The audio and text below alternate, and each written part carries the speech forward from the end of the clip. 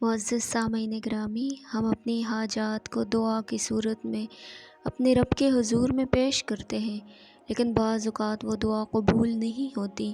اس کی ایک وجہ نبی کریم صلی اللہ علیہ وآلہ وسلم نے یوں بیان فرمائی ہے۔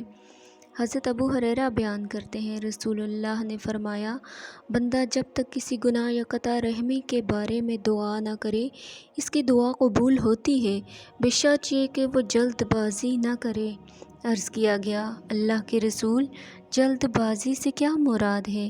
آپ علیہ الصلوۃ والسلام نے فرمایا، وہ کہتا ہے میں تو بہت دعائیں کر چکا، لیکن میری دعا قبول ہی نہیں ہوتی۔ اس صورتحال میں وہ مایوس ہو جاتا ہے اور دعا کرنا چھوڑ دیتا ہے۔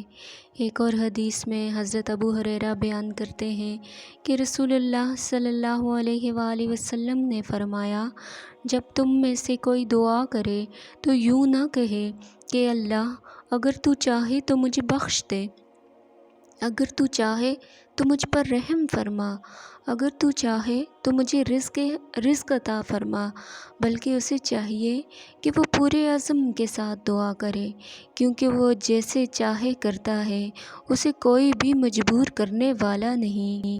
معزز سامعین گرامی، احادیث پسند آئی ہوں تو اس کو لائک کر دیں اور اپنے دوستوں اور احباب کے ساتھ اس کو شیئر کریں اور چینل کو سبسکرائب کر دیں۔ شکریہ۔